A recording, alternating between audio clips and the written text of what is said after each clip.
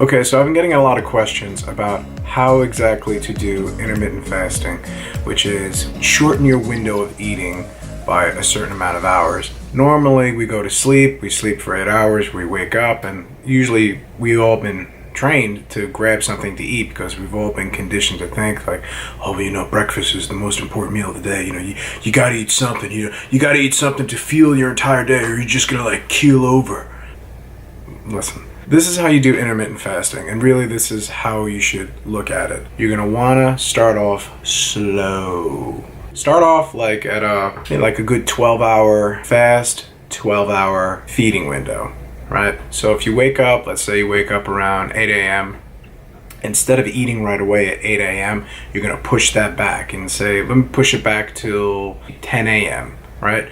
So you have your first meal at 10 a.m., and then you cut it off at 10 p.m. And within that foul pole, you eat things that are low sugar, low carbohydrate, and you keep it like that, all right? Have your fat, have your protein, and I'm gonna put a link below that will show you how exactly to set up your macros depending on your weight, your age, etc. That way it'll give you a little bit of a heads up on how you should set up your macros. But, first things first, work yourself up. Start off with 12 hours fasting, 12-hour eating window, and then kind of gradually shorten it week by week as you feel comfortable. All right, take a look into it. Take a look into intermittent fasting. Take a look into fasting in general and see if it's for you. It may not be for you, but take a look and see if it is for you. I want to tell you the 8 things that I wish somebody would have told me before I got into intermittent fasting. So let's get into it. Number 1, the first few days are going to suck. There's no other way to say it. In my experience, it's usually anywhere between 3 to 5 days for your body to really adjust. A lot of things are going to take place in your body once you kind of start to switch off from eating all the time and just snacking to giving yourself a short window. Where I'm at now is I'll eat usually around 6:30 to 10 p.m. I mean, that's usually when I eat. It's within that window. When I do eat in that window, I keep it within the ketogenic diet, which is low sugar, low carbohydrate, moderate protein, high fat. All right, remember that. 99.9% of this is all mental. Your brain is going to be playing tricks on you. It's going to be like, oh my God, listen, I gotta eat. Your whole thoughts are just going to be consumed with food. But I promise you, it will pass. Your body will remember what fasting is like. It's just going to take a couple of days for your body to get to that point. So that's number 1. Number 2, when you start doing intermittent fasting, you're going to really start to notice your sense of smell is going to go through the roof. I've had that before, especially in the beginning where I was fine all day. And then suddenly I'm like walking home and I just catch a waft of pizza and you're like, oh my God. Just be prepared for it, all right? Number 3, one of the biggest things you're going to learn through intermittent fasting is how much food has had a hold over your life. For so long, right, you just think unconsciously, like, oh, let me just eat this, whatever. Oh, that tastes, oh, that's good. You don't think anything of it. As you begin to fast and you really start to acknowledge what's going on, it's really going to tune you into your body. You're really going to realize how much food, and really the overindulgence in food, has played such a part in your life. And so as you kind of go through fasting, as you go through intermittent fasting, just pay attention to that, because that's a huge lesson to take away. There are certain foods you'll eat and you'll say, oh wow, I feel really good after eating that. And you eat certain foods, you're like, Jesus, I feel terrible. I feel horrible. I don't care how good that tasted. I never want to feel that way ever again. So just be mindful of that. Number 4, when you're doing intermittent fasting, try not to snack, because once you start eating, it's very hard to stop. Even if it's just like you hit a little bit of a wall and you're like, oh my God, I gotta wait till 4 p.m. or whatever the time frame you gave yourself, and you're just like, maybe it's 12 p.m. and you're like, I'm going crazy. I'm going nuts. I'm gonna get me some food. All right, that's what it's gonna be like.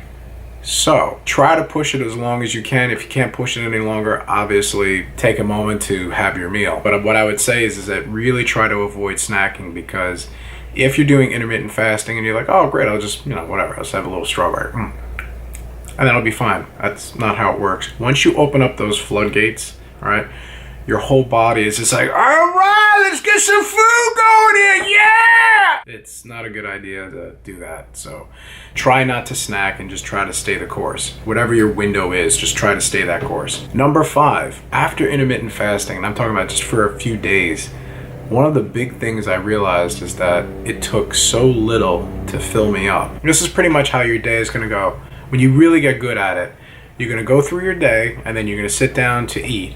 And you're going to be really surprised because you're going to feel really hungry. You're going to be like, oh my God, I'm going to eat everything. But once you start to eat, you're going to find you get full like that. When I first started doing this, I'm talking about a couple of days.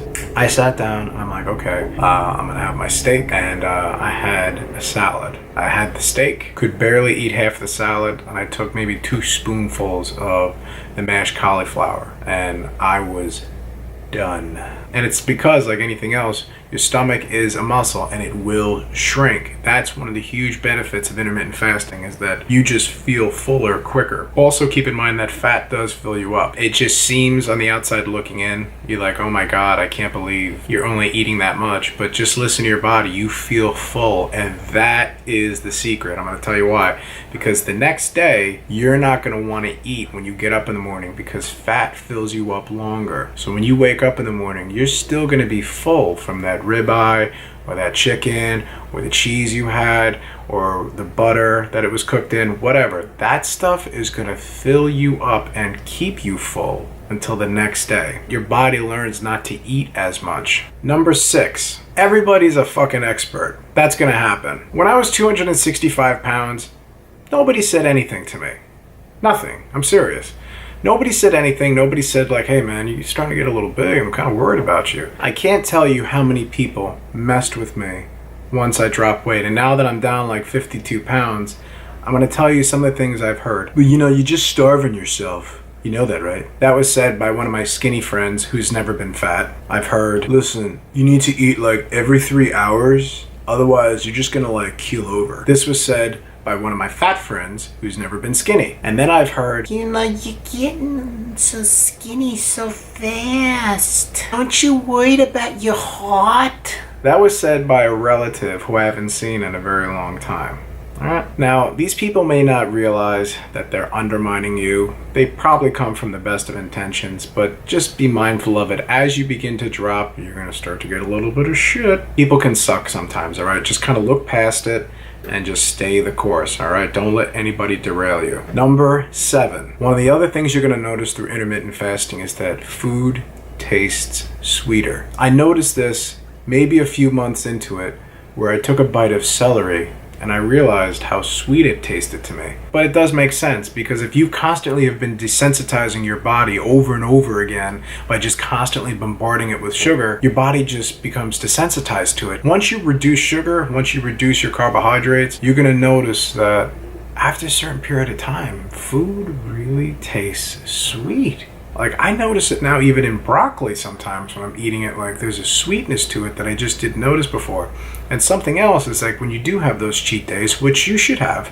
I'll give you an example. It wasn't that long ago I had a cheat day and I'm like, oh man, I've been jonesing for some ice cream. I'm gonna go to the store, I'm gonna get some Ben & Jerry's. So I went and got some Ben & Jerry's, right? My favorite flavor is Chunky Monkey. So I went and got that. But immediately, as soon as I tasted it, I was like, whoa, this shit is sweet. Woo! And I had a little bowl of ice cream I had made for myself. I couldn't finish it. I had to throw it in the trash. I'm serious. It was just too sweet for me. I don't know if you've ever had that, where you try something that's really sweet and you almost get nauseous by it. It really makes you take a look at, first of all, how desensitized you were to sugar, and 2, how much sugar is in food these days in order for us to even taste for it to be sweet, right? So just something to be mindful of. And last but not least, number 8, you're going to be amazed at how much energy you start having. Before, no matter what, I always kind of felt sluggish throughout the day. I needed multiple coffees just to kind of keep me going. Now, I mean, I have energy through the roof. And a lot of this stuff is because of intermittent fasting, because your body, there's no presence of glucose or sugar in your body, so it kind of switches over to burning fat and burning your fat stores. That stuff is pure energy, and that will take you forward, and that'll fuel your workouts, that'll fuel your exercise, your cardio, or whatever it is you're doing. And on top of it, it just really gives you a clarity of thought. So just be mindful of that's how you know that you're really moving in the right direction, is because you're going to feel a huge upsurge of energy, and that's a great thing.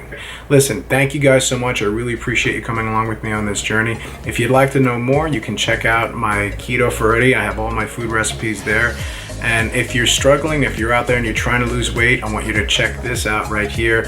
And listen, thank you guys so much. I love each and every single one of you, and I hope you'll come along and you'll subscribe here. Thank you so much, and I will see you next time.